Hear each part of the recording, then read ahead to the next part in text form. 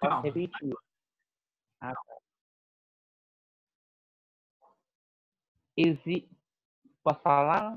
Pode falar e vamos dar boa noite à Ana, que acabou de entrar. Olá, boa noite. Boa noite, Ana. Boa noite. Olá, boa noite. Deixa eu tirar aqui o compartilhamento da tela. Ana, nós escolhemos, né? Nós temos uma votação antes de você entrar e escolhemos a Ajax de Sófocles. Está lá na pasta, tá? O Luiz estava falando alguma coisa a respeito da peça. A gente já vai começar a discutir a peça, tá bom? Já botei para gravar aqui e eu tirar o compartilhamento da minha tela para a gente começar a discutir. Ótimo. Luiz, sua palavra agora.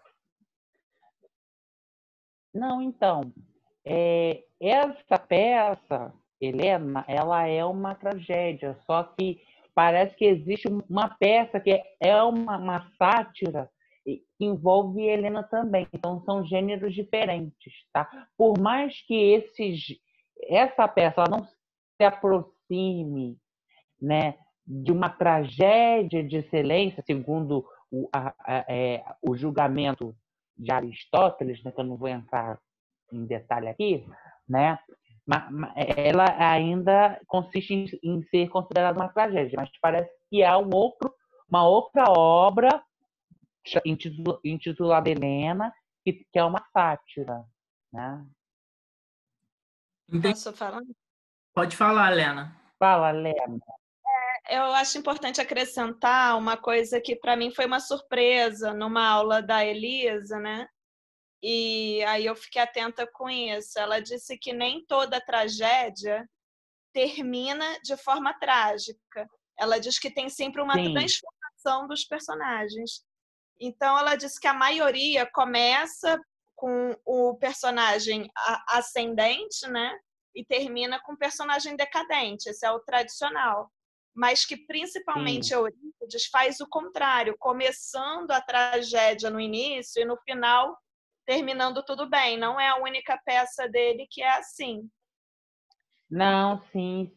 Tem o Eurípides, que é comédia, porque o que eu estava vendo sobre isso, porque eu também li, no sentido de dizer que é um romance, para dizer que no final, tipo, tem um casamento e não uma morte, entendeu? Mas aí, no caso, seria comédia romântica, entendeu?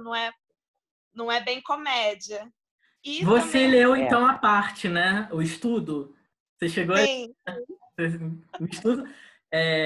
O estudo, né, da Clara faz esse panorama, né, das recepções críticas dessa peça. Muito bom. Mas o Luiz tem razão, porque eu também vi que tem uma sátira, mas acho que é romana. Não é grega. Se eu não me engano, é isso. Se eu não me engano, é isso mesmo. Perfeito. Isso mesmo. E aí, o que chamou a atenção de vocês nessa peça? Queria que vocês falassem. Além disso tudo. A Helena já falou um pouco sobre isso, que me revoltou, né? Esse negócio que termina todo mundo bem. Mas por mais que eu fique com raiva, eu gostei. Eu achei interessante.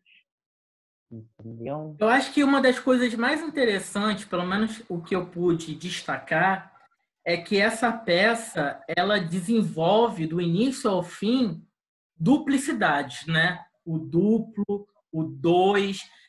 Não sei se vocês conseguiram verificar, mas a duplicidade, o dois, o par, né? A imagem dupla, uma outra figura, né? Ali é desenvolvido assim quase que excessivamente, né? Não só no discurso, como também na história, nas pequenas histórias presentes, né?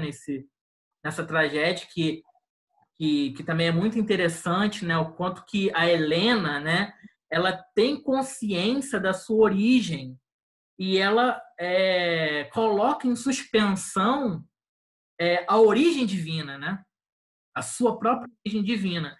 Ela conta, né, bem no início, né, a sua história, né, a sua origem. Ela diz, olha, eu sou filha de Zeus com Leda, mas também sou filha de Zeus com, né, o Tídis, né? E tem outras coisas também que a gente pode falar, né? A Lena vai falar, né? A Lena vai falar. Me chama a atenção um monte de coisa, aí eu teria que fazer tipo uma lista, assim, né? Uma delas é que essa peça ela tem vários elementos, né, que a gente vem discutindo através das outras peças, né? A gente vê aquele negócio que a gente estava falando sobre a descrença do adivinho, tem os rituais fúnebres, tem e sem falar que é um prato cheio para literatura, né? Que até hoje assim não foi superada, né? Tipo o duplo, né? Que é uma obsessão, né? Digamos assim na literatura. Total. E principalmente o duplo e eles apresentaram várias formas de duplo, né? Como o Marcelo falou. Você vê o duplo feminino, né? Que até hoje a gente vê, né? Que é tipo a santa e a puta, né? A gente vê no caso do e aí no caso são duas mesmo, né? E no caso do Menelau, por exemplo, né? Que ele tem o disfarce, né? E essa digamos assim, um príncipe, um mendigo, né? Um homem nobre, mas quando ele chega nos trajes assim de um náufrago, né? E eu acho interessante, Lena, que assim a gente nessa peça, né, assim como em outras também, né, abre-se um leque, né, de complexidade das personagens que a gente só ouve falar mais por uma determinada obra literária, como é o caso, por exemplo, de Menelau. Menelau é a figura, né, que quase que assim se faz justiça a ele na Ilíada, né? Ou seja, toda a justificativa da presença do Menelau em relação à helenicidade vem por conta da Guerra de Troia. E aí a gente já viu uma peça em que o Menelau aparece, né, que é Agamemnon, e a gente vê aquele Menelau, né, muito flexível diante, né, dos desejos e dos ímpetos de Agamemnon. E agora a gente vê um Menelau quase que um príncipe num cavalo branco, né? Assim, é muito, não vou dizer estranho, mas assim, é muito curioso, né? A maneira como o Menelau tem uma fala do Menelau que eu até destaquei que é muito interessante, né? Que ele fala sobre a Helena pergunta para ele o que se passou em Troia, o que se passou, né? Durante, né, a viagem dele de retorno, né, de Troia para a Grécia, e ele diz, olha, eu prefiro não contar porque senão eu vou sofrer duplamente, senão a gente vai se entristecer duplamente. E aí, essa fala, além de ser uma sabedoria, digamos assim, presente na boca de Menelau, algo que a gente não vê com tanta frequência, né, também traz uma postura diante do poder da literatura, do poder do contar, né? Quer dizer, o contar ele tanto pode servir como uma forma de tranquilizar, né? Enfim, de causar prazer, mas como também pode causar dano, também pode causar, né, sofrimento, né? A palavra também resvala para esse lugar. Aí tem mais duas coisinhas assim que eu acho que a gente já veio comentando, né? E eu fico feliz da Ana estar aí, que ela vai poder esclarecer. Uma delas também é o que foi dito na peça anterior, né? De contar uma farsa, né? Tipo, quando ele diz que morreu e vai contando tudo como é que foi, né?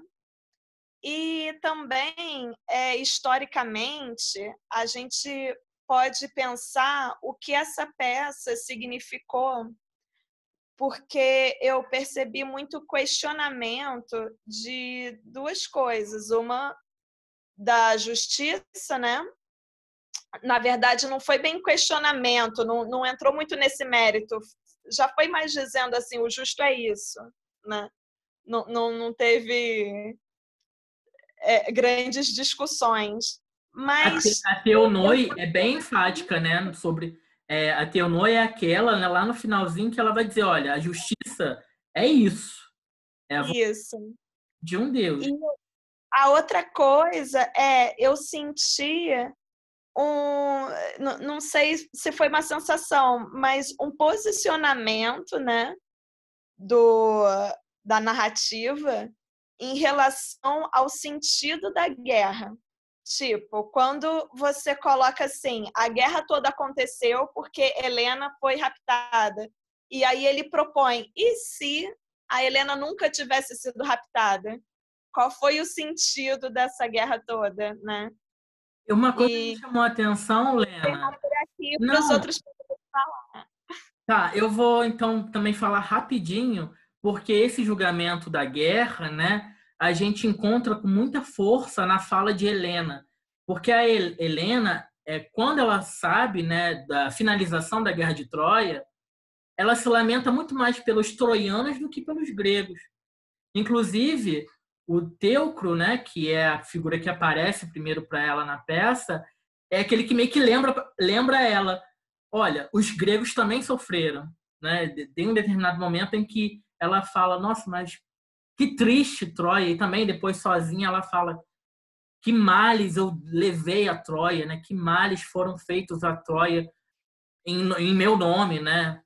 E aí, enfim, achei interessante isso, porque de certo modo, a Ilíada, por exemplo, né, ela leva a gente a ficar com pena apenas de uma figura, que é Heitor. Mas o restante dos troianos, a Ilíada leva a nós a ideia de que, olha, os troianos têm mais a que se ferrar mesmo, entendeu? Então, essa peça ela quebra um pouco também esse maniqueísmo, sabe? Do tipo, olha, os gregos são os bonzinhos, os troianos são os vilões. Né? Alguém quer falar alguma coisa? Desculpa o comentário longo, mas essa peça me chamou muita atenção. Eu só vou desligar aqui, mas eu vou continuar participando, só que eu vou ter que deitar um pouco. Eu acho que a Ana Clara podia comentar alguma coisa, né? Porque a Lena tinha pedido a sua palavra, né? Oi, gente, boa noite. Eu vou querer já adiantar e falar que eu não consegui terminar de ler a peça, porque eu me embolei, eu esqueci que a peça era Sem para hoje. menor problema. E aí eu não consegui ler ela inteira, mas assim, li uma boa parte. Deu para ter uma ideia de mais ou menos como é que a peça funciona. E ela estava falando, né, dessa questão da crítica à guerra, né? Foi mais ou menos o que eu falei da última vez que eu estive aqui com vocês, que essas peças, né, desse período de 400, né, entre 500 e 400 a.C., elas são muito críticas à guerra, que eles começam a ver aquele esplendor de Atenas, né, Atenas nunca derrotada, Atenas começa a não conseguir mais se segurar em campo de batalha, ela não consegue mais suprir, né, o poderio que ela tinha antes, né?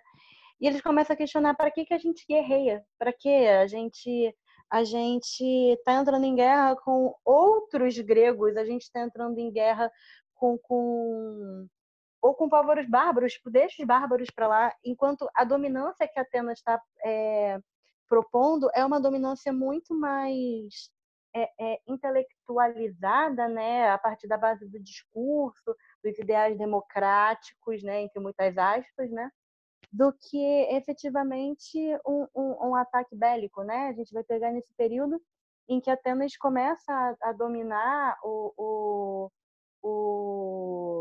dinheiro, né? Porque o que acontece?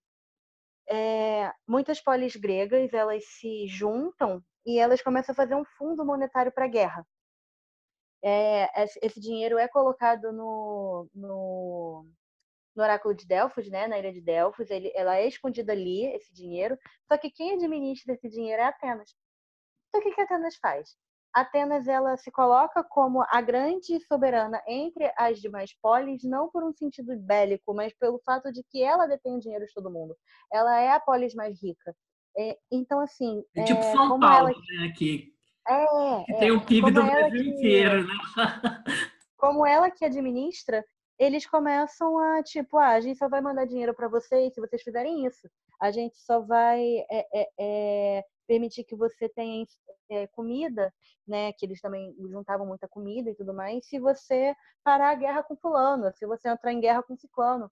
Então, eles começam a governar pela política. Tem até uma passagem aqui que eu marquei, eu não sei se eu vou achar, em que a Helena chega a comentar, né? Tipo, ela critica a guerra e ela fala a favor da.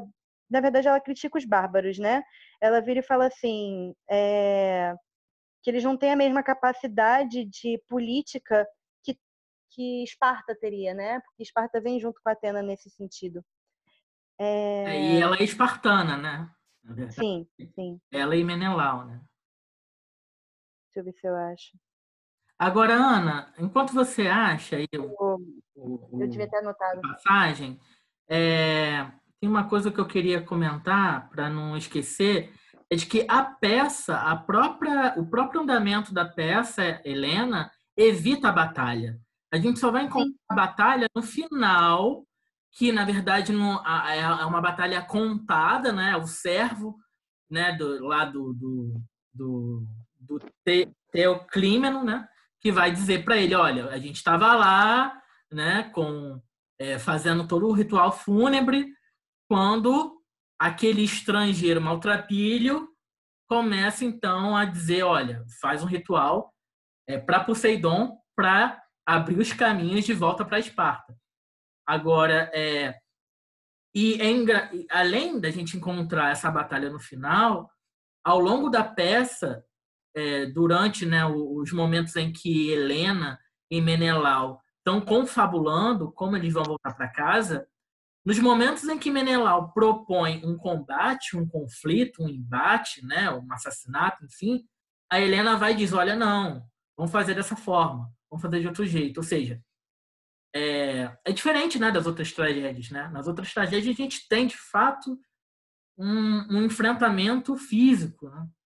E e nessa... é uma crítica muito grande ao governo ateniense, né? Porque a gente tem que parar a pensar que essa peça ela foi feita para o público ateniense. E eles tinham acabado de sair de uma guerra com Esparta que eles tinham perdido. Né? Então, é uma crítica muito grande, sabe? Tipo, é uma espartana que está virando e falando da falta da necessidade da guerra, sabe?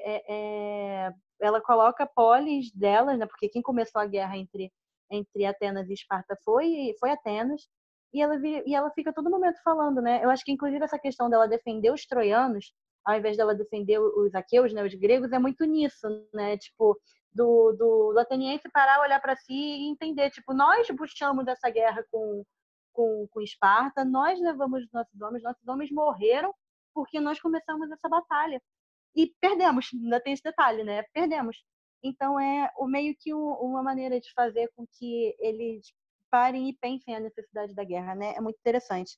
E teve uma passagem aqui que eu marquei que eu achei fantástica. Eu gosto muito do culto às musas, né? Eu acho Você diz para mim a palavra-chave da passagem para eu reproduzir aqui, claro. tá? É o verso 165. Bem quando a Helena começa a falar, o primeiro momento que ela vai cantar, que ela vem e fala, donzelas aladas, virgens filhas da Calma aí, terra. donzelas aladas, né?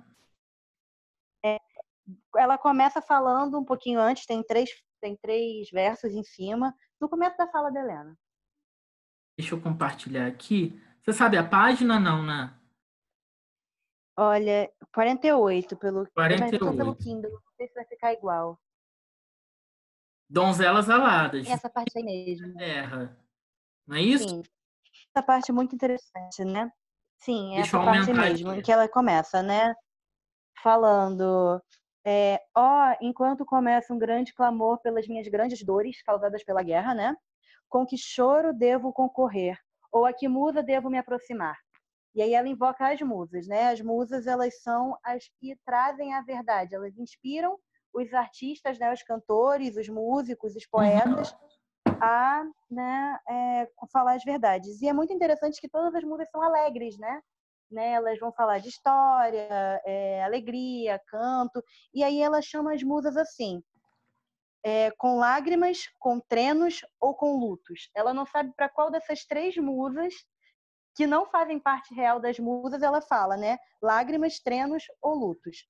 E aí ela vem chamando as musas, né? Donzelas aladas, virgens, filhas da terra, sereias, com oboé líbio ou com flautas, juntai-vos a mim e meus dolorosos males. E enviai, cantoras, lágrimas, em harmonia aos meus trenos, mágoas como as minhas mágoas, cantos como os meus cantos, para que, lá embaixo, em sua noturna morada, de mim receba Perséfone, além das minhas lágrimas, um peã aos mortos, sangrento e sem graça. E aí a gente entra aqui, né? O que é um peã? Um peã é um canto ritualístico a Apolo, né?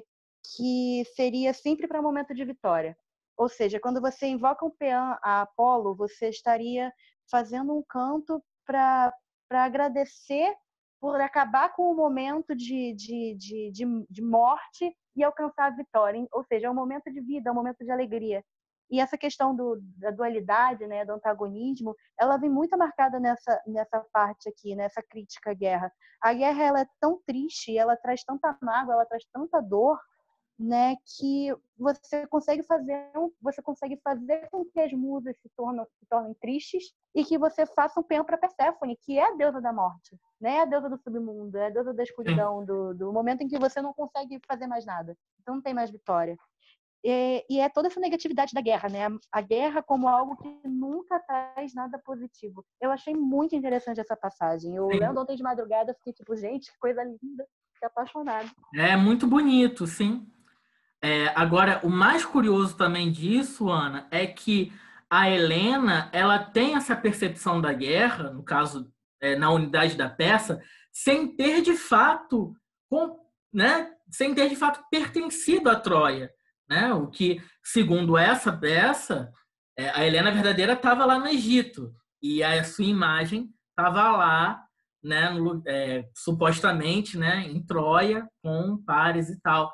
Então, a potência também está, né, nisso tudo que você falou, de uma percepção de alguém que não viveu a guerra, propriamente dito, mas que tem um entendimento de que a guerra ela traz todos esses efeitos. É uma pessoa que não participou da guerra e que mesmo assim está enlutada pela guerra, né? Meio que realmente falando daquelas pessoas em Atenas que não foram à guerra e estão sofrendo pelos parentes, né? Pelos amados que foram. Eu não li a peça toda, eu vou terminar de lê-la hoje porque eu achei linda. Linda. Olha, você vai se surpreender, Ana. Tem várias passagens muito bonitas. É isso que você acabou de falar, Ana, que a gente acabou falando aqui, complementando um ao outro, também vai de encontro com que a Helena... Quando eu estava lendo essa peça, Helena, eu me lembrei toda hora de você, porque eu sei que a Helena é uma questão para você, né? É uma questão, ela é puta e santa, né? E aqui, aquilo que você falou, eu não sei se nesse aspecto, né? Eu não sei se ela realmente ela é puta e santa aqui, nessa peça. Eu acho que, sei lá, não sei. Eu queria que você falasse. Na primeira cena, né? Que ela encontra com como é que é o nome dele? Que aparece no início. Teucro. Então, ele, quando vai falar, ele amaldiçoa ela só por ela ser parecida com a Helena e conta o quanto que a Helena era a pior pessoa do mundo, né? O quanto que a Helena era culpada por toda a desgraça. E que só ele dela vira para ela e diz: não, você tem um coração diferente do dela. Isso vai acabar. Ele diz para ela que a Helena real, né, que ele não sabe que é real, ela tem um coração diferente do coração da Helena que ele tem na imaginação, que é... Isso ele diz depois, né? Mas a primeira fala dele ele diz que, inclusive, queria que ela sofresse igual só por ser parecida, entendeu? Lena, Então, eu achei aqui a passagem. Ele fala assim: ó deuses, que visão é essa que descubro? A imagem mortífera da mulher mais odiosa, ela que arruinou a mim e a todos os aqueus. Que os deuses te repudiem por carregares uma imagem assim tão parecida com a de Helena. Se meus pés não estivessem em terra estrangeira, com certeza morrerias por essa bem miradas flechas, como recompensa por tua semelhança à filha de Zeus. O nível do ódio do homem, né? aí é Pode nesse por uma sentido. imagem, né? A gente também tem que parar para pensar de que a peça ela joga para gente uma discussão mais provocadora do quanto que a gente ama ou odeia uma imagem, né? E não a pessoa em si, mas sim e essa imagem é a imagem falada, a imagem que você ouviu, a imagem que você, né? Que te apresentam, né? É muito interessante isso, né? Porque também acho que a Lúcia provavelmente vai falar alguma coisa a respeito disso, né? Sobre quando eu estava lendo essa peça, eu vou dizer para vocês o seguinte: quando eu estava lendo essa peça, eu me lembrei daquele velho ditado, né? Não fui com a sua cara, ou meu santo não bateu com o seu, que é justamente isso, assim, essas posturas cotidianas que a gente acaba absorvendo, né? Ou muito ou pouco, mas acaba absorvendo, do tipo, conheci aquele fulano ali numa festa, fui muito com a cara dele não, então, me falaram mal de cicrano, né? Então, cicrano, ou me falaram muito bem, também tem um lado, também tem a contrapartida. Isso ficou ressoando um pouco na minha cabeça, né? Da imagem, não só a imagem assim física, mas a imagem verbal, né? Que a gente tem de algumas pessoas, né? Fulano é muito legal, ou fulano é muito encrenqueiro, enfim. E aí a gente acaba formulando julgamentos, né? Lena, você ia falar alguma coisa, não? Só queria dizer que era esse sentido que eu estava falando do duplo da santa e da puta. É logo no início mesmo, né? Depois que é revelado, né? Que uma é Helena falsa, a outra verdadeira, isso se desfaz mais ou menos. Ainda tem esse duplo e que a Helena falsa é uma desgraçada, né? Desgraçada não. A desgraçada é a verdadeira que fica com a fama, né? Uma infelicidade, como diz Menelau, uma infelicidade afortunada. O paralelo Isso. é perfeito, né? Agora eu acho que a Lúcia pode falar. Eu acho que a Lúcia pode falar alguma coisa, assim. Por favor, Lúcia. Gente, olha, eu vou falar, mas eu assim não tenho propriedade nenhuma para falar a respeito dessa tragédia. Primeiro, eu queria saber, acho que a gente queria saber por que você não gostou da peça. Porque no início... Eu não falei que eu não gostei. Eu, na verdade, brinquei que desde o início a gente sabia que quem era quem, mas eles deixaram lá para o final para revelar. A peça podia ter acabado logo no início. Bom, graças à parte, como você sabe, meu nome é Lúcia Helena, né? E esse Helena, ele foi escolhido em homenagem a Helena de Troia, porque meu pai ele gostava muito das tragédias gregas, tal. E o Lúcia? Oi. O Lúcia tem uma história também? O Lúcia? Sim. Tem? Significa a mesma coisa, né? Porque Lúcia é luz e Helena também é luz, né? Sim. Bom, mas a Lúcia foi escolhida em homenagem à Lúcia de Fátima, das aparições de Nossa Senhora de Fátima, e uma das pastorinhas era a Lúcia. Mas, assim, o que eu queria dizer é o seguinte, que eu fiquei pensando na Helena, que para meu pai ter escolhido esse nome, ele certamente deve ter percebido alguma virtude que saltava muito aos olhos, né? E eu estou tentando achar o que é que chamou tanta atenção dele. E na peça, assim, eu vejo algumas qualidades dela, assim, além da beleza, né? Mas isso meu pai não podia saber se ia ser bonito ou não, né? Mas, assim, uma virtude que ela parece ter, mas que também foi colocada em xeque aí, que parece esse amor incondicional ao Menelau, né? Mas, ao mesmo tempo, vocês estão aí dizendo que pode ser o contrário, né? Bom, outra virtude dela é de parecer saber lidar com a situação assim no seu extremo, de conseguir ser dissimulada, entendeu? De lidar com esperteza com Ela é uma mulher acontecimento. muito ativa, né, Lúcia? Diferente. Oi? Ela é uma mulher muito ativa, ela planeja, ela toma decisões, né? Ela, né, executa o plano, praticamente. Dá o banho no Menelau. Gente, ela está com as núpcias marcadas com o outro, mas ela não deixa transparecer que vai fugir com o Menelau, entendeu? Então, assim, ela me parece tem uma presença de espírito muito grande, né? E, Lúcia, eu acho que bom, ela é uma atriz. oi? Eu acho, Lúcia, que a Helena ela é uma atriz. Sim, sim, Uma sim, sim. atriz dentro de uma peça. Uhum. Ok, é verdade. Bom, então, eu penso que aí eu tenho que aprender isso da Helena, entendeu? É algo desejável, de a gente saber lidar com as situações de uma forma, assim, com presença de espírito. Bom, e como sempre, em todas as tragédias, cada vez que eu li, eu printei alguma frase que me tenha chamado a atenção. Dessa vez eu achei várias excelentes. Eu vou tentar pegar meus prints aqui e falar para vocês onde que tá? Só um minutinho.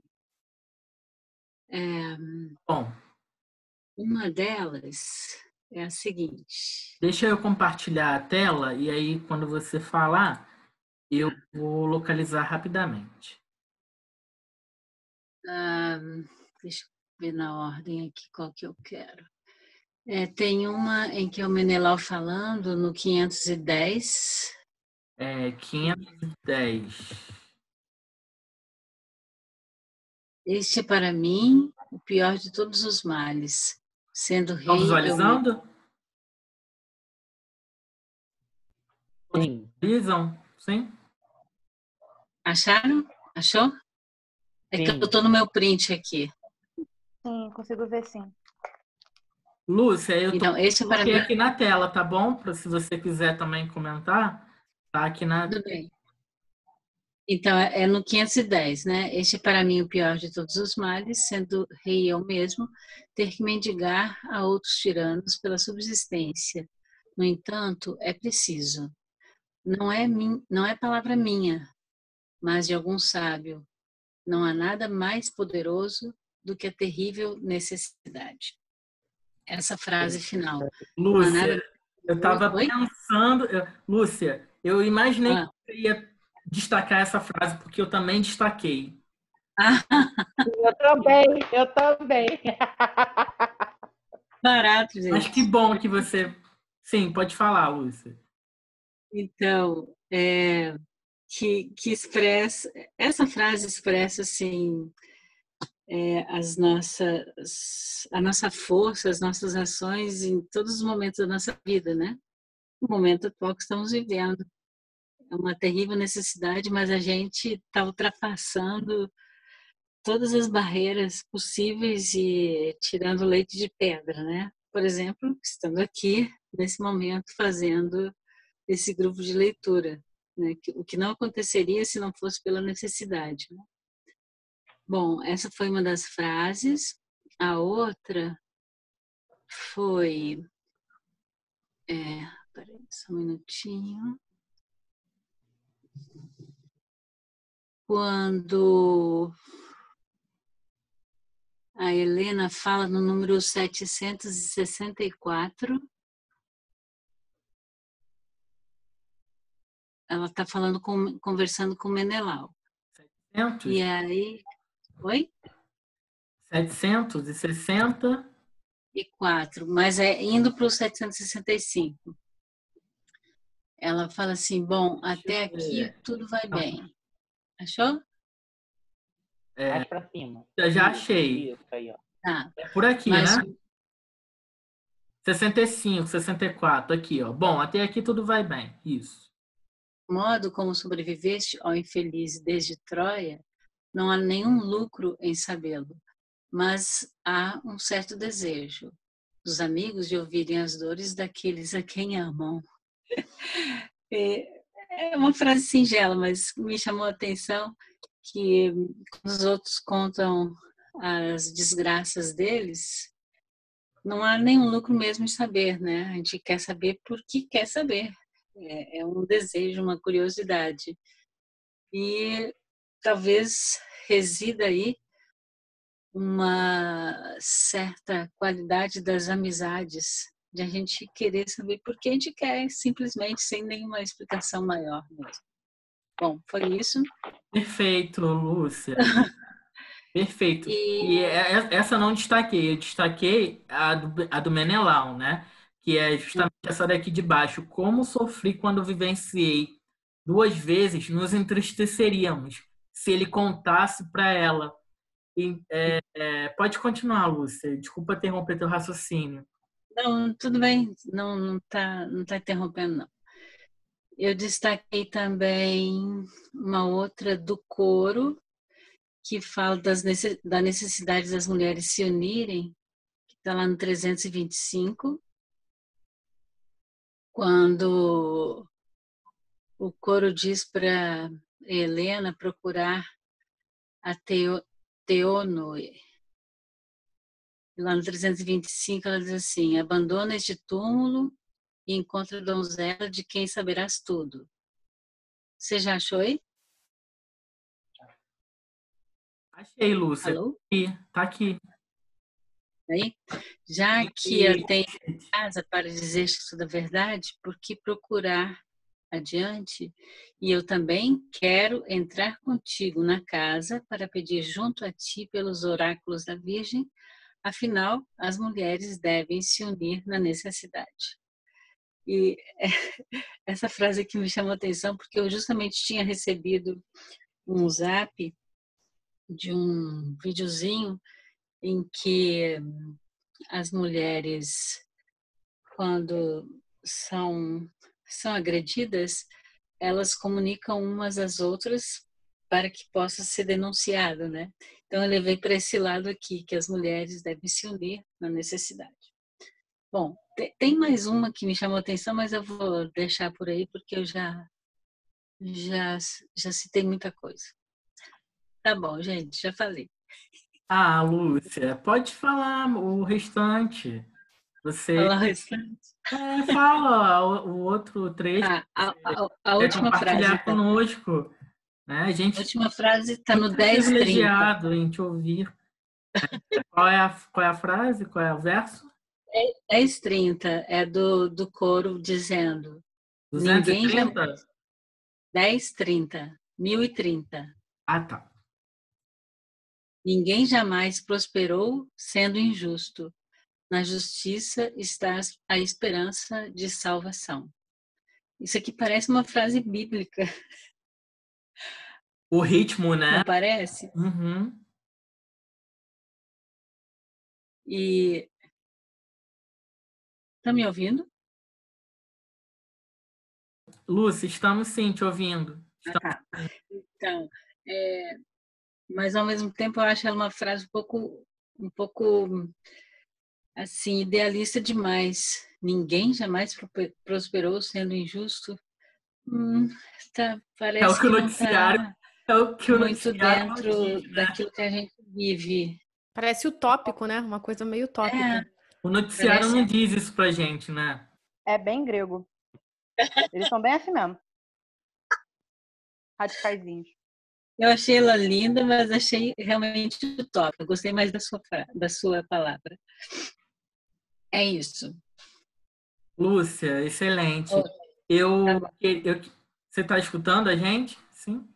Tô sim. Lúcia, no trecho que você destacou, né, da atenção de Helena, não é, ao querer saber de Menelau o que aconteceu com ele, eu vejo, né, esse trecho como um trecho também muito representativo do que há entre nós aqui, né? E também do que há entre as demais pessoas em outros contextos. Porque, veja, ao mesmo tempo que Helena, que ama o seu esposo e que, né, o deseja retornar a viver com ele, quer saber o que foi que aconteceu com ele, por outro lado, Menelau, para poupar, né, e também uma demonstração de carinho, não só com ele mesmo, mas também com Helena, ele deseja poupar as histórias, que foram muitas que eles passaram. Né? O Menelau ele quase morreu na Guerra de Troia. Né? Isso que a gente sabe pela Ilíada. Né? Mas é muito interessante esse trecho que você destacou, porque é mais um dos trechos que mostra esse carinho mútuo, né, que os dois têm um pelo outro. Né? Existem outros trechos, né, também que simbolizam assim o cuidado que um tem pelo outro. Bem, agora quem quiser, a Ana vai falar alguma coisa. Estava terminando de mastigar o biscoito.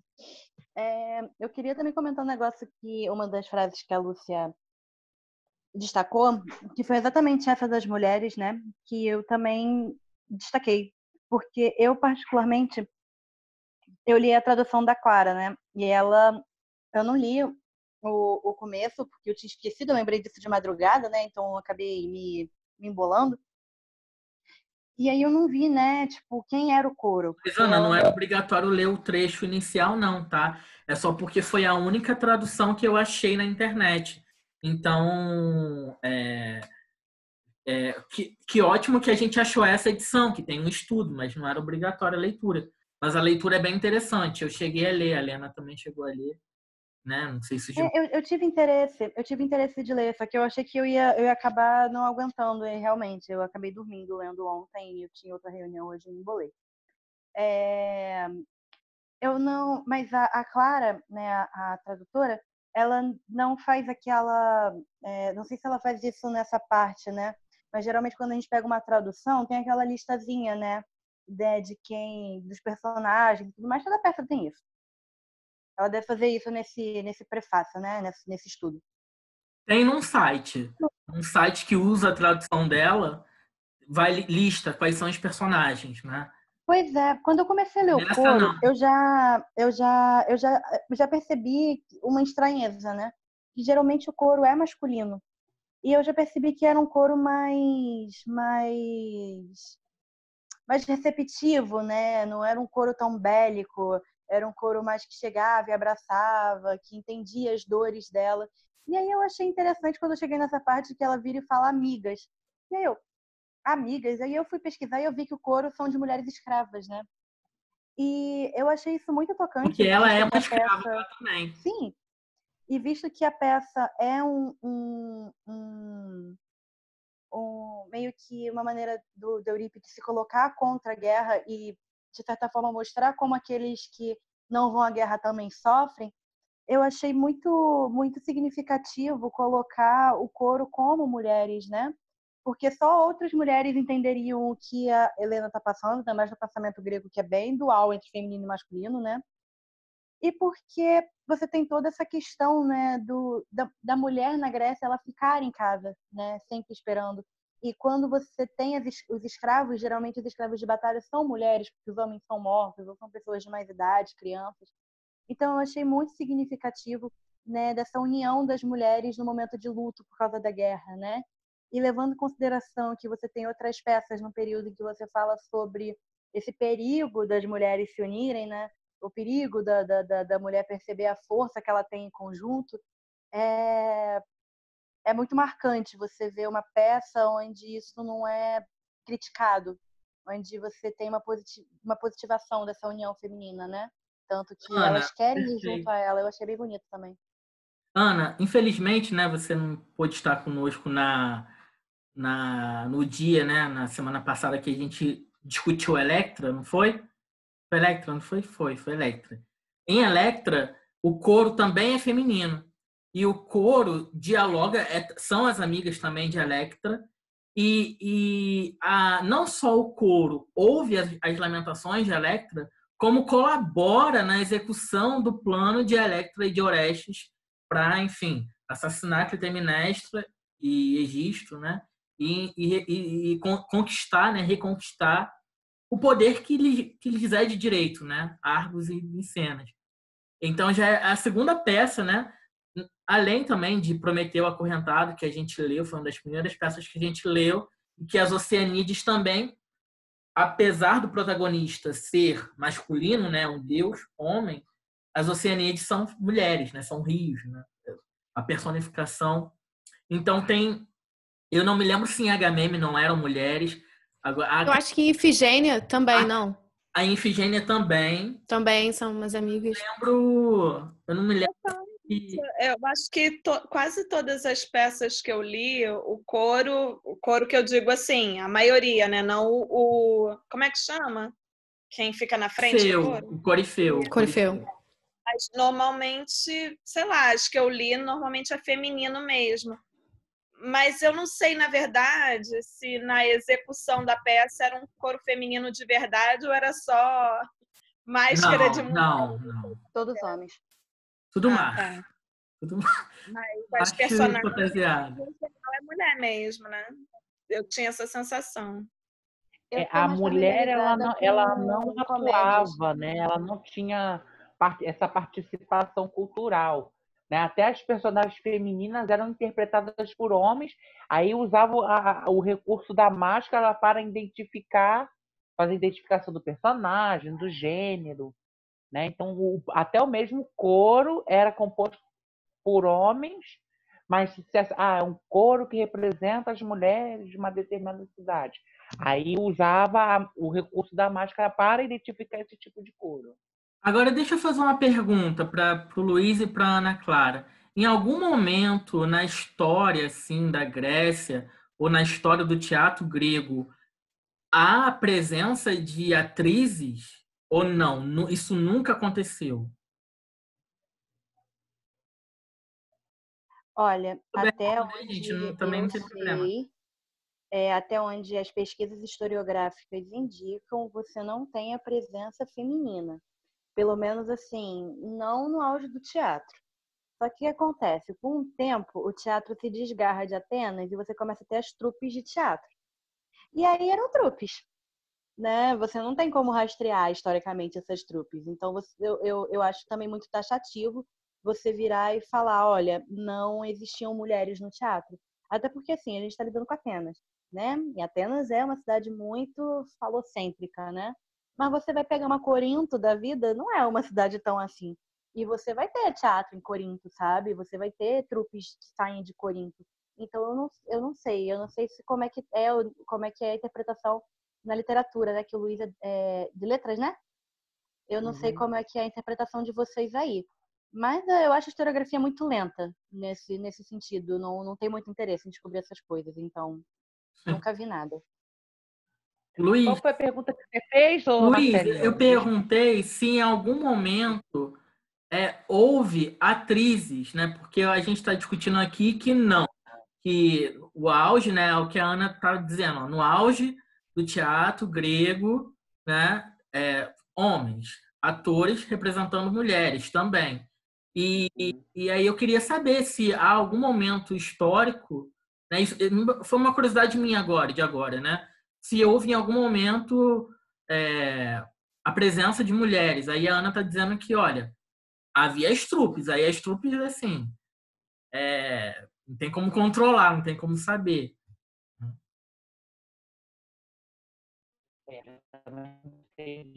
Travou aí? Travou aqui?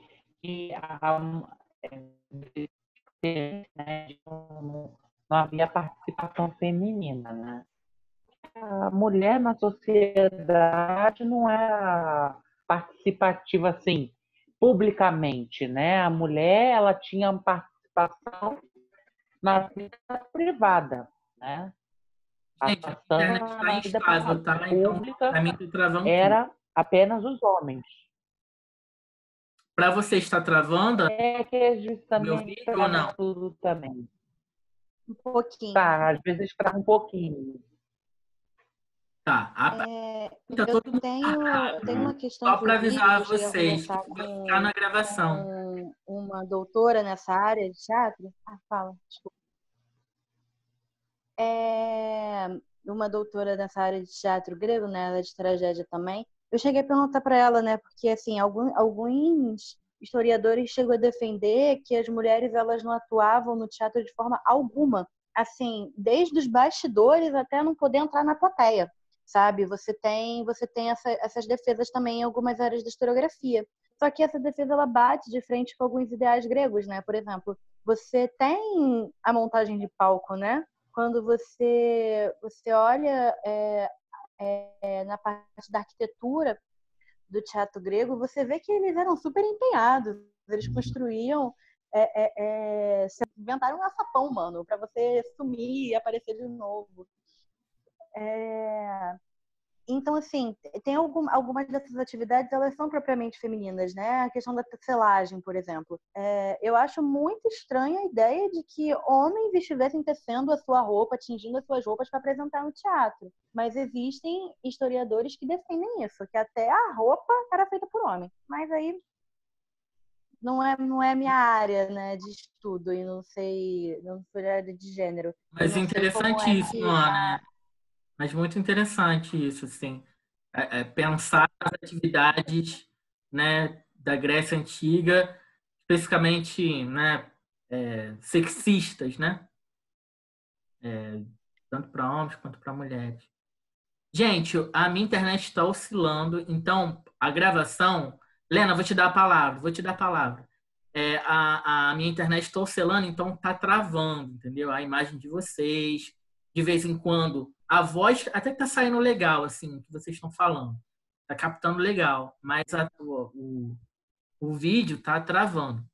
Lena, por favor. Para acrescentar, assim, quando a gente fala Grécia, né, a gente tem que entender que a gente fala principalmente de Atenas, né, que é o que mais chega para a gente hoje em dia, né, já que era o centro de tudo, assim, principalmente teatro, por exemplo, essas peças, né, que a gente tem acesso, elas eram apresentadas nos festivais que era de Atenas. E como a Ana falou, Atenas era uma cidade excepcionalmente não, porque Esparta também era bem falocêntrica, só que Atenas eles gostavam mais de arte, né, que em Esparta. Esparta era mais bélica, assim. Então, em Atenas, as mulheres não podiam fazer nada além de tecer, né? Elas não aprendiam a tocar nenhum instrumento, nem cantar, nem interpretar, nem ler, nem nada. Porém, as escravas, elas podiam saber dessas coisas, sim. Elas tinham acesso a tudo isso em Rituais. Atenas, né? Porque, olha só, o ritual aqui é feito por Helena, né? Helena que, na peça, só para a gente não ir também só sobre... que é muito importante, o fundo histórico é muito importante. Mas só para a gente também não se distanciar muito da peça, a Helena é aquela que faz, né, todo o planejamento. As mulheres, elas participavam de assim, cultos religiosos, né? Mas elas não tinham as habilidades artísticas. As escravas, elas tinham acesso a isso. Só que mesmo assim, nesses festivais não tem relato nenhum de participação de mulher na peça efetivamente, né? Mas agora isso que a Ana falou, fiquei com a pulguinha atrás da orelha, né? Quem que fazia as roupas, né? Quem que confeccionava. Agora, outras cidades tinha mais participação feminina, né? Como ela falou, Corinto, a Ilha de Lebos e tinha escritoras, mulheres, né? Então, só que eu não devia ter esses festivais assim como era em Atenas. Então, realmente, dizer assim, nunca houve uma atriz, eu acho arriscado pensar assim, falando sobre peças que são trupes, né? E que não são do festival, né? Aí eu tenho lá minhas dúvidas se seria assim, nunca houve. É só isso que eu queria dizer. Perfeito, perfeito, Lena. Eu vou passar a palavra para o Pedro. Pedro deve ter muita coisa a dizer. Pedro, quando eu estava lendo essa peça, eu também pensei muito em você, sobretudo num trecho, Pedro, em que a Helena fala o seguinte, que ela é uma pintura. Deixa eu localizar aqui, deixa eu compartilhar aqui a tela com vocês. Eu ia até te mandar, Pedro, na hora que eu estava lendo esse trecho, mas eu falei assim, cara, eu não vou estragar a surpresa, não. Eu vou deixar para falar no encontro, sabe? Que ela fala o seguinte, aqui, ó. Mulheres amigas, a que destino eu fui atrelada? Então, a que me gerou pariu-me como um portento aos homens? Com efeito, nenhuma outra mulher, grega ou bárbara, colocou branco conceptáculo de passarinho, como naquele em que dizem, Leda de Zeus, me gerou. Sim, portentosa é a minha vida e tudo ao meu respeito, em parte por causa de Hera, em parte pela minha beleza. Ah, se eu pudesse ser apagada como uma pintura e tomasse outra forma, uma mais feia, em lugar dessa bonita, e as desditas que padeço agora, os gregos tivessem esquecido. Blá, blá, blá, blá, blá, blá. E eu achei interessante essa percepção que ela tem dela mesma, né, numa metáfora que resvala para o campo da arte, assim, para o campo da obra de arte, né, da pintura, né? E aí eu fiquei pensando um pouco nisso também. Pedro, você quer falar alguma coisa? Essa parte eu lembro de ter passado por ela, mas é o engraçado que eu não cheguei a me atentar muito. Mas realmente é interessante haver essa referência à pintura, sendo que algumas coisas que eu já ouvi é que a pintura não era uma arte muito... Luiz e a Ana podem me corrigir, por favor, mas eu não lembro direito se a pintura era uma arte muito considerada dentre os gregos, ou pelo menos dentre os atenienses. A pintura enquanto mural, ou algo assim. Não sei se ele tinha essa mesma reação que a pintura começou a ter na nossa da Idade Média para frente. Idade Média, sim. Mas uma coisa interessante... Era mais vaso. Pintura em vaso. Sim. Era mais vaso e mural era em Roma, sim. Tem essa piada no... Mas não deixa de ser pintura, né? Mesmo sendo em vaso. Não, sim. Classificação, né?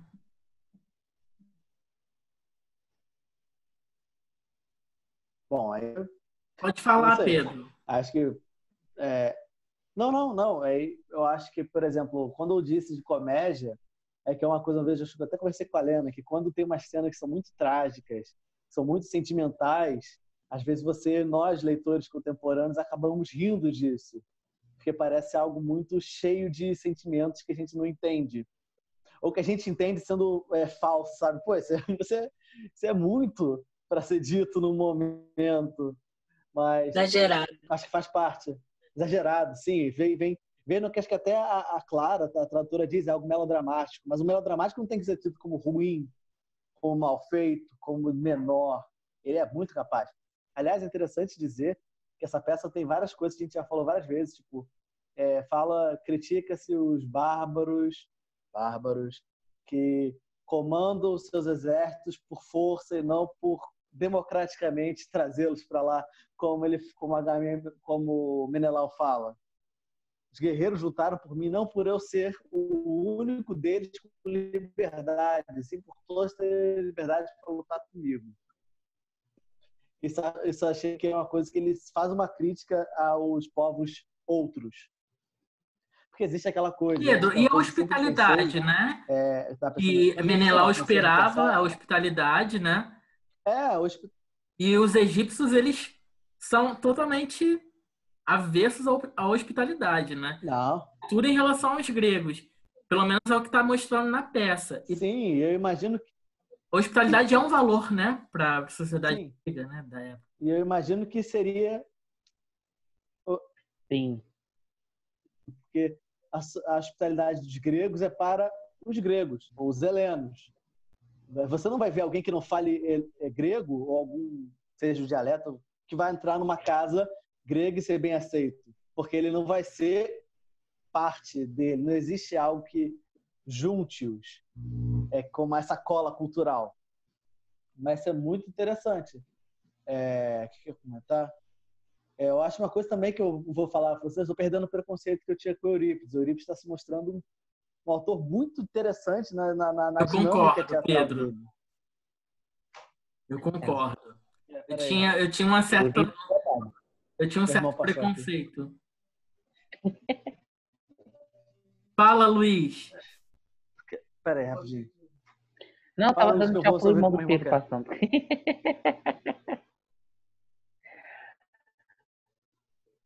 Não, mas é isso. Eu também gosto muito do Eurípides, né? Ele é, apesar de eu ter ficado com raiva dessa tragédia, eu achei essa tragédia muito boa, né? É, e é interessante essa questão da pintura, né? Estava aqui refletindo, né? É muito legal, né? Porque eu acho que tudo que envolve a questão da Helena, essa peça ela é bem interessante, né? Como foi dito, nos causa uma duplicidade, e inclusive eu me lembrei até de Dom Casmurro, né? Com essa peça, porque, por exemplo, em Dom Casmurro a gente tem a tal polêmica, Capitu traiu ou não traiu Bentinho? E aí essa questão de Helena, na verdade, essa é uma resposta, né? De que assim, quer dizer, nos traz uma outra versão, né? Em que as pessoas, os personagens, eles se colocam em xeque, né? Que, por exemplo, quando a gente lê outras literaturas, né? Outras obras, a gente sempre vê como afirmativa de que Helena foi o motivo para ocasionar a guerra de Troia, né? Então, assim, a motivação da guerra foi Helena, né? Foi o rápido de Helena. Então, ela foi a culpada de ter causado tudo, né? Quando a gente vê em Eurípides que ela nos traz uma outra versão, de que não foi ela culpada, ela foi, vamos dizer assim, ela foi exilada, né, do território grego, ela foi para o Egito, né? É, foi enviada para lá, e a Hera criou uma fantasmagoria de Helena, né? Criou uma outra Helena. Né? E o que o Marcelo falou, ela brincando com essa questão, queria que eu fosse apagada como uma pintura, né? Eu acho isso assim, muito atrelado, porque você também tem a questão da Helena, que a Helena ela é a Gente, deixa eu perguntar uma coisa para figura, vocês, né? rapidinho. Vamos Luiz, dizer, a beleza em sua o Luiz excelência. está travando para mim. Tá travando para vocês? Não, porque se estiver travando só para mim, não tem problema não, porque mesmo travando, eu estou conseguindo ouvir algumas coisas e a gravação está sendo feita. Se estiver fluindo para vocês, para o restante do grupo, né, não tem problema. Só para eu ter essa certeza.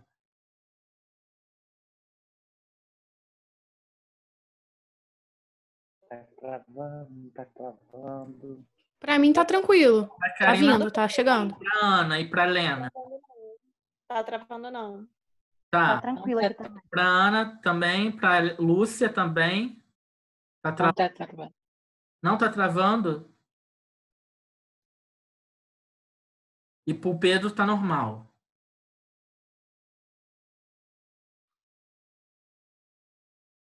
Marcelinha, só Agora pra voltou. Agora você vou. Gente, agora eu tô vendo vocês todos assim, como se estivesse ao vivo mesmo.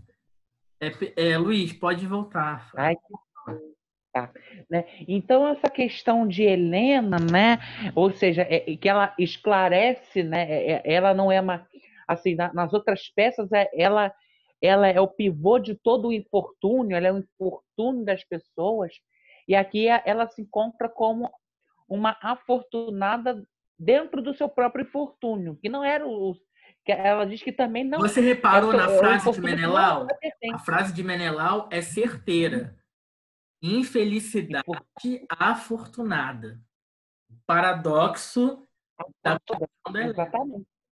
Mas a Helena, a gente não pode se esquecer de que mesmo ela tendo sofrido todos esses percalços, no finalzinho, que eu achei sensacional, o Castor e Pólux, né, que são os irmãos dela, que são pertencentes à constelação. Quem aqui é de Gêmeos? Quem aqui é do signo de Gêmeos? Ninguém aqui é de Gêmeos? Porque Castor e Pólux são as constelações do signo de Gêmeos. Eles dizem que tinha um destino reservado pelos deuses, né? E que ela, inclusive, vai partilhar dessa imortalidade que eles, Castor e Pólux, partilham. Né? Mas fala, Luiz. Não, aí, assim, por exemplo, ela fala, essa questão da pintura, né? Toda essa questão que foi trazida, eu me lembrei muito de Platão na República, né? Em que ele fala da questão da essência, da aparência, né? E aí ela traz essa questão,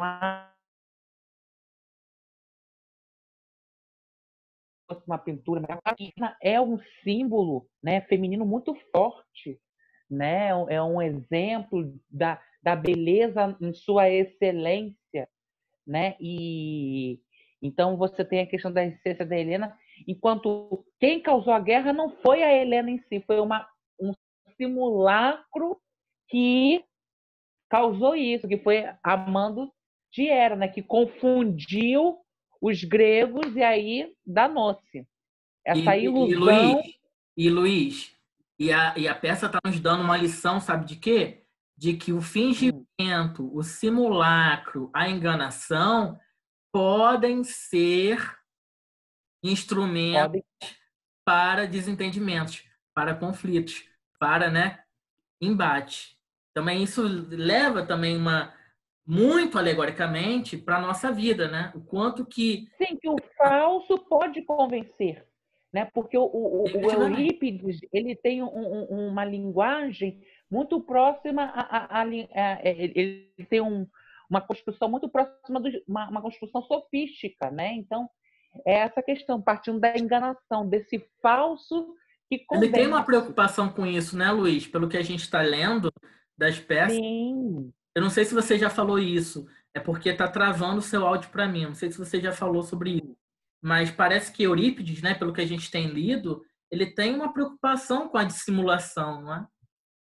Sim, sim. Ele vê as outras peças, mas pelo menos as duas porque eu até falei um pouquinho, porque o Eurípides ele se aproxima muito da filosofia sofista. O que é a filosofia sofista? É aquela filosofia que ela tenta convencer a partir do falso, né? A partir de um recurso linguístico que dissimula e procura convencer, né? Essa arte persuasiva que tem. E eu acho que ele tematiza foi uma arte persuasiva dos deuses. E eu acho que, assim, uma coisa que me chamou a atenção, Luiz, desculpa te interromper, você ia falar mais alguma coisa?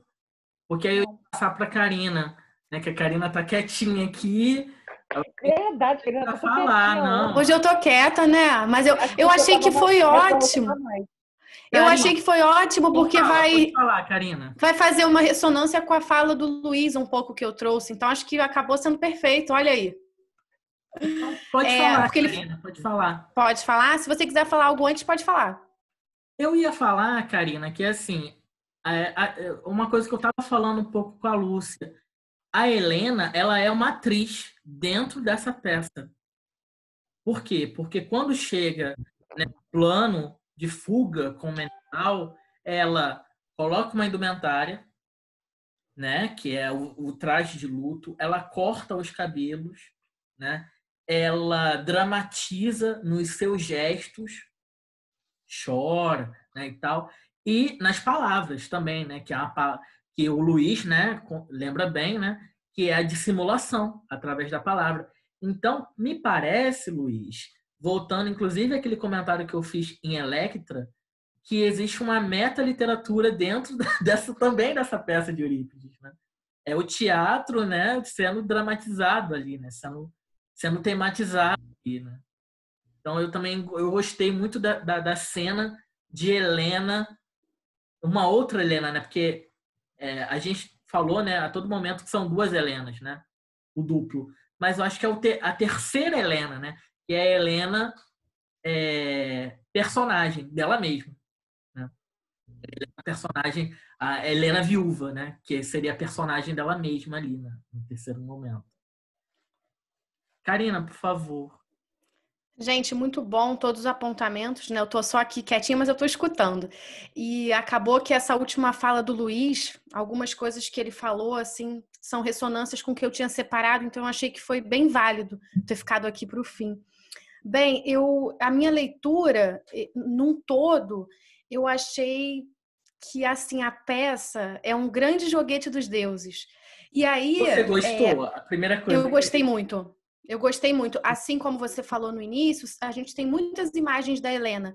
E aí a gente tem uma que até então eu não conhecia. Então, foi ótimo. Mas, assim, enfim, o Luiz até trouxe a questão, né, que a Hera transformou, né, faz um simulacro ali da Helena. E é isso mesmo. Eu percebi que do início ao fim, parece que o destino desses personagens está à mercê dos deuses.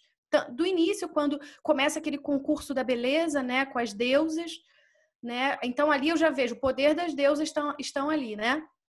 Depois, quando Helena e Menelau querem, né, fugir, voltar para a Grécia, aquela profetisa, a irmã, né, a filha de Proteu, ela diz o seguinte: está tendo uma assembleia dos deuses para decidir se vocês vão voltar, se vocês vão morrer aqui. Então, assim, eu vi que na peça inteira tem essa linha realmente de um joguete dos deuses com esses personagens. Nas outras peças a gente vê um pouco isso, mas para mim essa foi a maior, assim, isso me encantou bastante do início ao fim, né? Até a própria guerra é colocada como se Zeus fosse também um plano de Zeus a guerra para livrar a mãe terra de alguns humanos. É bizarro. Mas aí eu começo a ver que, na verdade, tudo ali está dependendo da vontade dos deuses, né? E aí uma outra coisa que também entra com o que o Luiz falou, a questão do discurso, né? E o Luiz diz que o Eurípides ele tem uma coisa de beber nos sofistas e tudo mais. E, coincidentemente, eu tinha separado para falar de um texto que é do Górgias, né? Que é um sofista da primeira geração de sofistas. Pelo seguinte, nessa peça, né, me foi apresentada uma outra imagem de Helena, que na verdade é uma imagem que, como você coloca esse destino na mão dos deuses, os deuses que colocaram, levaram Helena lá para aquele lugar, né? Tudo foi plano dos deuses, todos os atos, né? Como a gente coloca tudo na mão dos deuses, né? Essas vontades, essas atitudes, na verdade a gente Helena, né? E pelo discurso aí na tragédia. E eu acho que há esse movimento de tentar isentar Helena, né? Tanto na tragédia do Eurípides e também no texto que eu queria falar se chama Elogio a Helena, que é do Górgias. E ele faz um texto usando algumas situações, ele elenca Você tem um texto aí? Você pode compartilhar com a em que ele gente? tiraria a culpa de Helena. Tenho, eu posso compartilhar. Eu vou compartilhar. É um texto de nem 7 páginas, é bem interessante. E o Gorgias, ele era famoso por isso, por convencer pelo discurso. Ele usa as palavras e o que ele diz? Helena é culpada, mas espera aí, vamos olhar por outro lado? E aí ele elenca umas 4 situações em que você isenta a Helena dessa culpa. E uma delas é dizendo que foi trabalho dos deuses. Então eu achei que totalmente casaria com a situação aqui. E aí ele elenca outras coisas, dizendo também que ela poderia ter sido levada à força, ou enfim, ou até ela poderia ter se apaixonado. E até nessa paixão ela não tem culpa, porque é algo superior ao homem. Então ela também não teria culpa. Mas aí eu só me detive nessa parte em que ele diz que era trabalho dos deuses, e aí ela deveria ser isenta. Então eu achei que isso faz uma ressonância com a tragédia que a gente leu, porque também há um movimento de isentar essa culpa. E aí eu separei um pequeno parágrafo aqui do texto Elogio a Helena, que na verdade é mais do que um elogio, eu acho que é uma defesa da Helena, né? Que esse sofista faz. Eu vou colocar aqui e vou ler rapidamente. Vou colocar para compartilhar.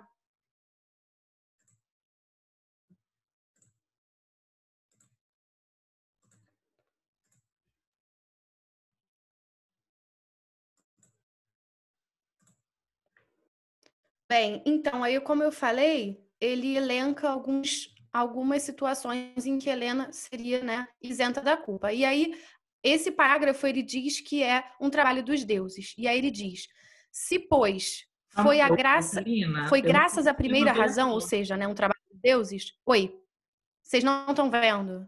Eu não tô vendo. Alguém tá vendo? Eu tô vendo, mas Eu tô tá vendo. embaçado. Pra mim tá embaçado. E para vocês, gente? Tô vendo direito. Eu acho que o problema é a internet. Embaçado. Poxa. Mas eu leio, Eu então? também tô vendo. Dá para ler com um esforço, mas Sim.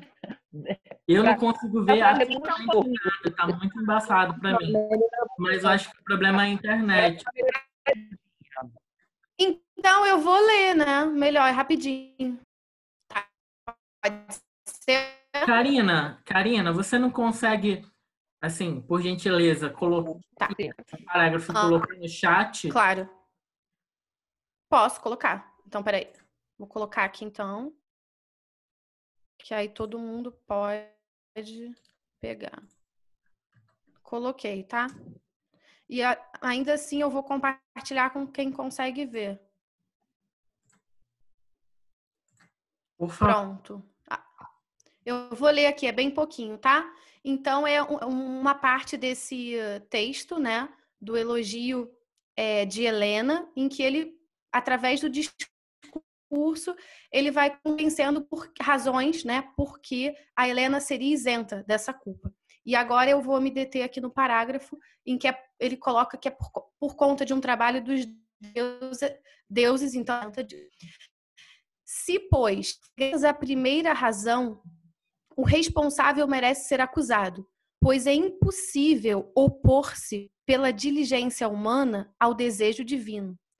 Pois é por natureza não o mais forte ser detido pelo mais fraco, mas o mais fraco pelo mais forte ser comandado e conduzido. E por um lado, o mais forte comanda, por outro, o mais fraco obedece. O divino é mais forte que o homem, tanto pela força e pela sabedoria, quanto pelas demais coisas. Pois, se é necessário atribuir a responsabilidade à fortuna e ao divino, nesse caso, é necessário libertar Helena da ignomínia. Então, gente, era mais ou menos isso. Eu achei muito oportuno a fala do Luiz, quando ele trouxe a questão da Hera, transformar em espectro, né, a Helena, já colocando que, na verdade, a culpada não era a Helena na tragédia de Eurípides, e aí casou com o que eu tinha separado aí para falar, que era mais ou menos esse movimento de mostrar um outro lado, né? Porque realmente foi uma surpresa para mim. O meu lado era sempre aquele que culpa a Helena, eu não tinha uma outra versão. E me foi oferecida por essa tragédia, essa versão, né? Indicou esse lado sofista também, e aí o texto que eu trouxe também faz essa leitura, né? Então era mais ou menos isso, gente, que eu queria apontar aqui. Karina, excelente, assim, a ligação, né, que você faz com esse texto e a peça, né, a situação de Helena na peça. Mas tem uma outra coisa também nesse texto que me chama, pelo menos, a atenção e que me remete à peça, é quando o servo, né, de Menelau, né, ao descobrir o que tinha se passado, ele diz o seguinte: quão variada e indecifrável é a divindade. E ele diz, né, e tem um momento em que ele diz que, fazendo uma reflexão sobre essa relação entre deuses e homens, né, que não tem nome de homem livre, que o servo não tem o nome de homem livre, mas ele tem o espírito livre, e que é melhor ter um espírito livre do que ser um só homem sofrer por dois males. E esses males são o coração mau e obedecer como um escravo àquele, né, que o rodeia. E eu acho que é mais ou menos essa situação também, né, em que se encontra a trajetória da vida de Helena, né, que é sempre Perfeito. está subserviente, né, como se fosse até um Genos mesmo, né, Luiz? Porque a maneira como Helena foi concebida, né, é também um pouco, assim, não vou dizer violento. Engraçado. Pode falar, Luiz, pode falar. Você falou a questão do Genos, né? E da concepção da Helena. Eu acho engraçado o seguinte. Não, ela não tem a pele salva. Eu ia me precipitar aqui, desculpa. Não queria falar que ela salvou, ela não salvou porra nenhuma. Porque a ela, na verdade, só complicou a vida dela justamente por isso. Vamos dizer que foi, sim, essa culpa que Helena carrega é de fato um Genos devido à descendência dela, né? E devido à concepção dela, né? Que, fruto de uma traição, né, de Zeus. Exatamente. Zeus foi lá como aí que está a expressão afogar o ganso, né? Ele afogou, né? Ele virou um cisne. Afogou o ganso na leda.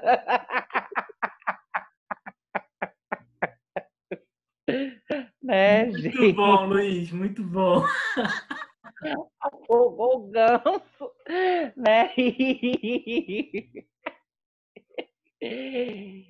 E aí ela fica puta, né? Então ela faz de tudo para poder arruinar os filhos, né? Feitos por adultério dos Zeus, né? Aí foi essa desgraça que ela colocou nas costas da Helena, né? Olha só, vou fazer uma pergunta para vocês, tá? Uma pergunta capciosa. Helena é culpada, então, ou a Helena é inocente? Pergunta nível. Tu traiu ou não traiu o Bentinho, né? Gente, eu sou uma defensora ávida da Helena. Eu acho que a Helena não tem culpa de coisa nenhuma, sabe? Alô? Oi? Caiu aqui pra gente. Pelo menos pra mim caiu. Pra mim não tá chegando também.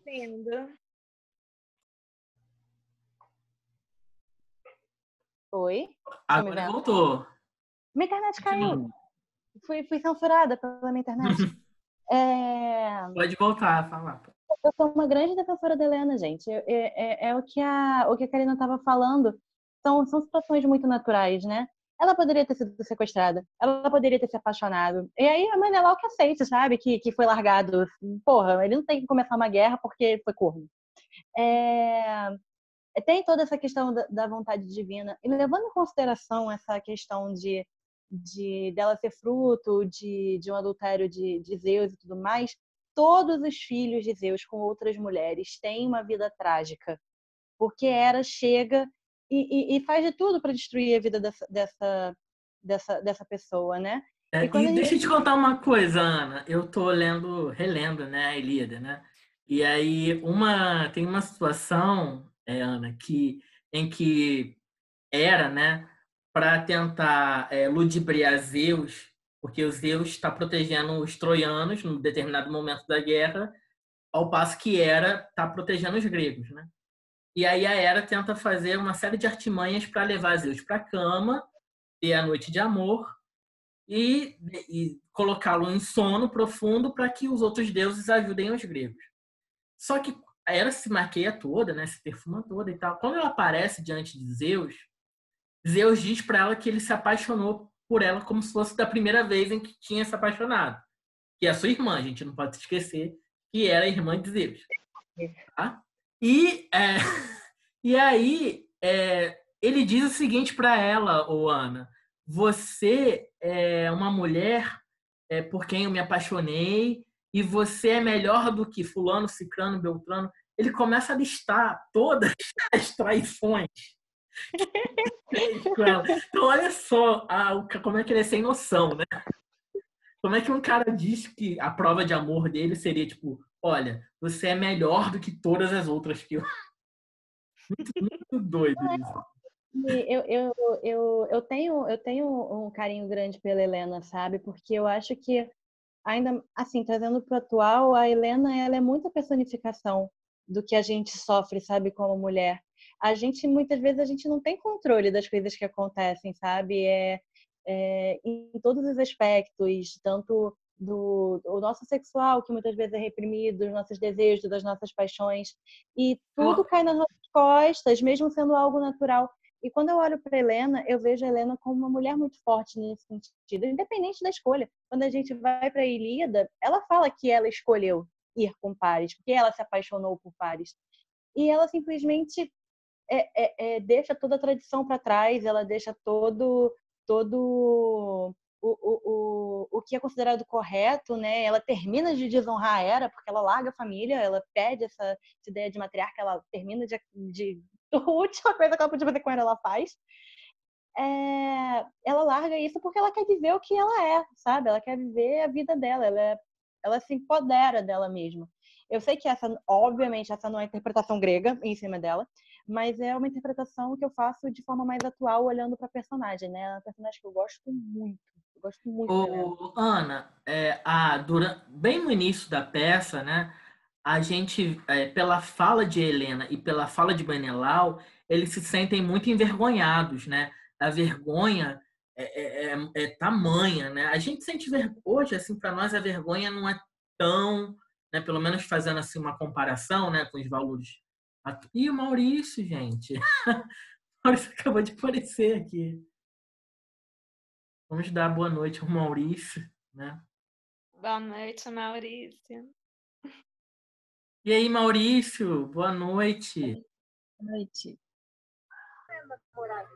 Não, também não é namorado. Não é isso, é um sentimento. A gente tá escutando musiquinha aí de fundo, Maurício. Um desenho. Tá tudo bem contigo? A gente já tá finalizando. A gente estava comentando aqui a peça, né, Helena? Você quer falar alguma coisa? Não, tô tranquilo, não tô tão doente, não. Eu cheguei a ler a peça, mas não consegui entrar antes, na verdade. Tudo bem. Depois eu falo com você o que a gente decidiu pro próximo encontro, tá bom? Tranquilo. Tá? Tranquilo.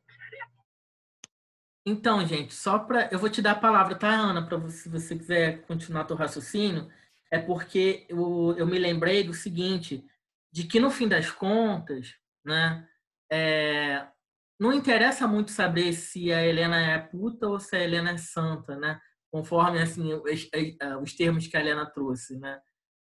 Ela é puta e ela é santa, entendeu? E tá legal, tá beleza, entendeu? Porque é isso que dá fundamento à história dela, né? Ao lugar dela na história da fundação da Grécia, né? Da helenicidade, né? Eu ia dizer exatamente isso. Eu ia até citar o professor Marcos, né? Que ele gosta muito de falar da literatura, que não é e ou, é e ou, né? se você for pensar assim, né? Você, dependendo do viés que você for falar de Helena, né? Ela pode sim ter traído ou não, e traído e não ao mesmo tempo, já que eram duas, né?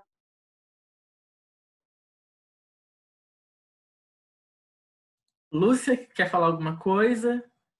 A Karina quer passar alguma coisinha, né, pra gente. Né? Ai, gente, eu sempre com meus filmezinhos, que eu não aguento. Mas então, uma cena bem curtinha de 1 minuto. Só que como o pessoal também tá com problema com a net, eu não sei se vai chegar. Eu vou tentar e aí a gente vê, né? Eu vou dizer, Oi, Marcelo? Pra mim vai ser um pouco complicado.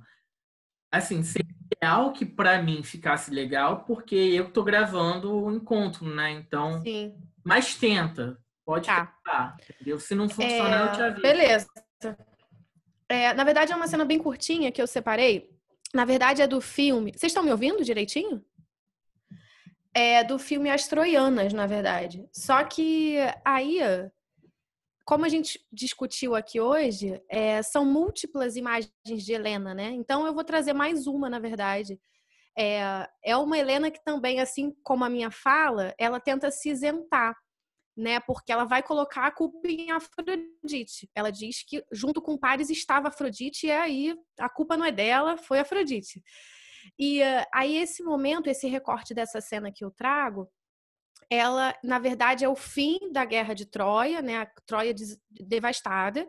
E aí o Menelau, ele vai pegar a Helena para ver o que ele faz, se ele vai matá-la ou se ele vai levá-la embora. E aí ela se defende, porque ele pensa em matá-la ali mesmo e ela tenta se defender. E aí, mais uma vez, o discurso entrando, o poder do discurso, né? Que ela traz essa situação de que a Afrodite que é a culpada. Então, é muito pequenininha a cena, mas é para mostrar imageticamente, né? A gente trazer uma imagem das tantas que Helena tem para a gente registrar aqui. Eu vou tentar, tá bom? A gente, infelizmente, né, não chegou a comentar a caracterização dos deuses, né? Porque, por exemplo, uma das personagens que ficou um pouco de fora dos nossos comentários foi a profetisa, né? A Theonoe, né? Exatamente, que fala sobre o que Hera quer. Hera quer, no fim das contas, agora, né? Justiça. E o que a Afrodite quer, né? Cipras quer, né? Não, ela não quer ficar feia diante do Olimpo, né? Porque, no fim das contas, a origem de toda essa confusão foi a ludibriação que ela faz para Paris para que escolha ela como a deusa fodona. Mas ela não quer que ninguém saiba disso, assim, do que ela fez para conquistar o Paris, né? Paris Alexandre. Vamos tirar uma foto antes da Karina passar o filme? Bora. Maurício, você consegue... Né? Infelizmente, você não esteve com a gente até o... Né? Se você puder habilitar o vídeo... Cadê Lena? Oi, Maurício. Lena? Tira umas 3, Karina, para aí depois tá. Você escolhe para ver como é que vai ficar. Então tá, pera aí 1 minuto. Ó, vou tirar uma, tá? Vou falar 1, 2, 3, como eu sempre faço. 1, 2, 3, vamos. Tá, então peraí, deixa eu só salvar ela aqui, porque senão confunde. E aí já vou tirar... Semana que vem vamos discutir Ajax, de Sófocles. Mais uma então para garantir, tá? Vamos lá. 1, 2, 3. Salvar aqui e aí eu vou... Acho que tá bom. Tá bom, né? Acho que tá bom. Tá ótimo. Aí eu vou passar aqui pra vocês, né? Vou tentar então, né, gente? É 1 minutinho só. E se não, alguém vai me dando um ok se tá passando, tá bom? Que eu vou botar agora. Vamos lá, vai começar aqui. Vou dar o play aqui. Ah, só para situar vocês, é aquele mesmo cineasta grego que eu venho trazendo. Esse filme se chama As Troianas, né? E aí é da trilogia que ele fez Ifigênia, Electra e As Troianas, tá bom? Vou passar. I know what you're thinking. Tá chegando? Chegou para alguém? Para mim tá chegando legal. Então, beleza, vamos lá. Ela vai se justificar aí da fuga, né? Vamos lá. Why did I go? Steal from your house in secret. That man, Paris, or any other name you like to call him, his mother's curse. Oh, when he came to me, a mighty goddess walked beside him. Love, Aphrodite, whispering promises that she would give me to him. And you, poor fool, what did you do? You threw your doors wide to the royal guest and spread your sails for Crete. Left Sparta. Left him in your house. Oh, well, not you, but my own self, I ask. What was there in my heart that I went with him? A strange man. And I forgot my home, my country.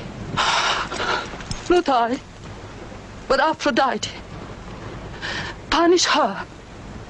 Be mightier than the gods who rule the world, but are her slaves. She is my absolution. So I went. Gente, então, era para ilustrar mesmo, né? Essa, como ela coloca Esse foi legendado, né? E Esse também foi dublado, a gente pode... né? Vocês estão me ouvindo? E Sim, também a gente pode ouvindo. perceber do lado... A gente pode perceber também, quando ela coloca essa culpa na deusa, que tem todas as mulheres troianas que a odeiam, né, que colocam ela como a culpada da guerra, que elas ficam gritando, né, ali no fundo, reprovando esse discurso que Helena se isenta. Enfim, era só para ilustrar mesmo, gente. Queria também só fazer um apontamento que ela coloca a culpa em Afrodite, mas ela também tá com a culpa em Menelau. Tipo, e você? O que você tava fazendo, seu escroto? Você deixou ele vir me buscar. Muito você não bom, tava muito protegendo bom. a tua casa. Verdade, muito bom. Agora, aquilo que a Clara fala na introdução, aquilo que... Perfeito, Karina, perfeito, Ana. Aquilo que a Clara fala na introdução do estudo é o que, de fato, a gente verifica na Ilíada. Na Ilíada, os troianos têm respeito por Helena, né? E os gregos falam mal dela. Há uma série de heróis na Ilíada que falam mal. Putz, grela, por que a gente está aqui? A gente está aqui por conta dessa maldita Helena, né? Então também tem esse menos Odisseu, existem outros mais respeitosos com Helena, mas tem aqueles que inclusive eles morrem, né? Tem alguns que falam, inclusive, acabam não voltando para suas casas, acabam morrendo no campo troiano mesmo, mas que falam mal. Então, o que a Clara diz, aí, Ana, o estudo da Clara, a introdução, né, desse texto, né, que a gente leu, fala sobre isso, assim, que por mais que a gente a Helena fale, né, olha, os troianos não gostam de mim, mas os troianos têm respeito por ela, ao passo que os gregos nem todos têm respeito por ela.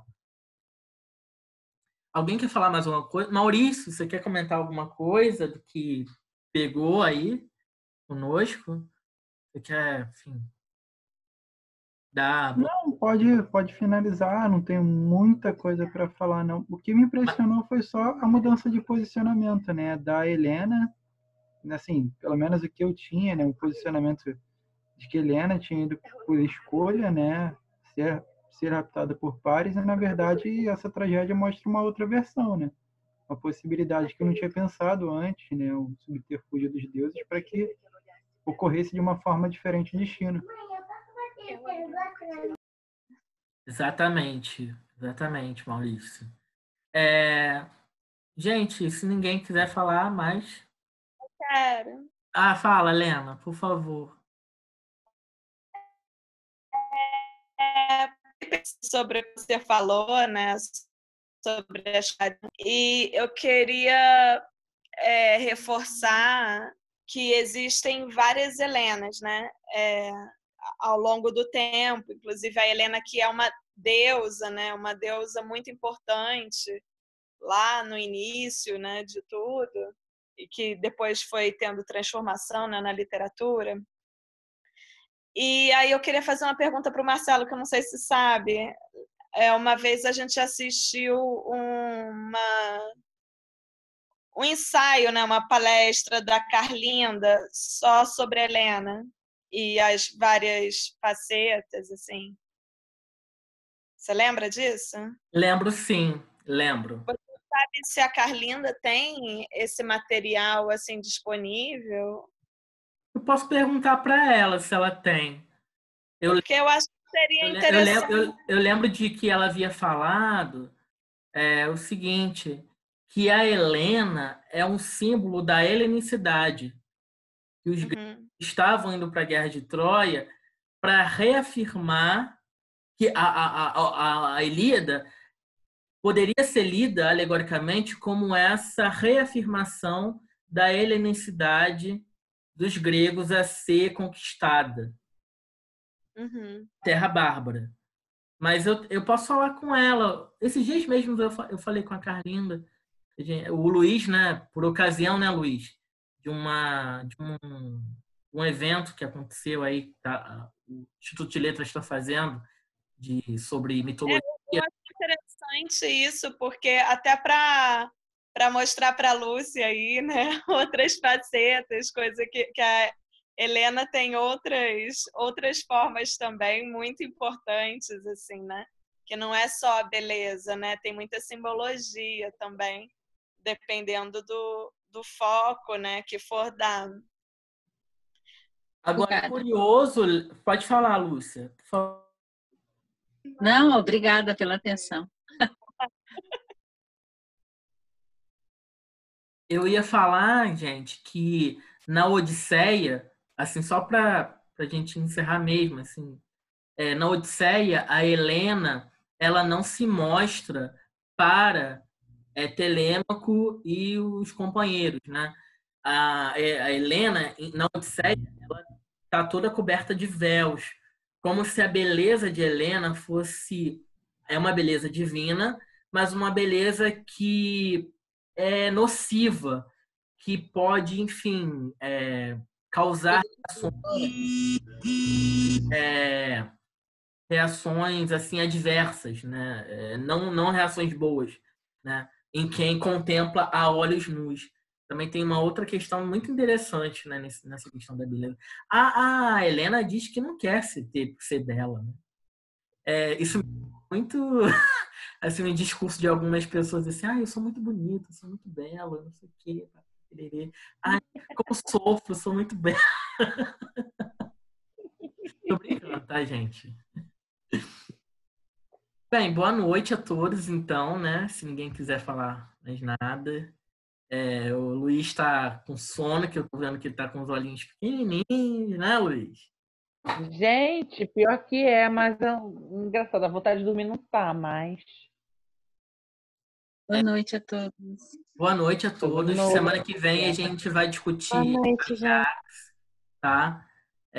Passamos um pouquinho do horário, mas eu acho que a discussão foi muito boa, né? Eu acho que a gente está carregando um monte de reflexões de Helena agora para as nossas vidas. Foi saudade, ótimo, gente. Valeu. Saudade. Muito bom. Obrigada. Boa noite, gente. Boa noite, viu? Tchau. Valeu. Cuida, Maurício. Lena também. Valeu, Tchau, obrigadinho, gente. Marcelo. Beijão, gente. Vai Boa que tá ficando semana. melhor já, consigo Boa me- semana me- pra Às vezes eu vou todos. falar contigo, hein? Tá, ó, vou esperar. Vocês dois, trocar as figurinhas aí, tá bom? Sim, sim. Te espero, Luiz. Tá, beijo. Melhoras, Maurício. Valeu, gente. Pedro falou pouco, queria que falasse mais. Tá bom? Falo na próxima, Marcelo. Tá tudo bem contigo? Tô cansado hoje, é complicado, Imagina. mas vai dar certo. Mas eu tinha coisa para falar sobre teatro, eu falo na próxima. Guarda a nota para falar no próximo encontro, tá bom? Pode deixar. Tchau.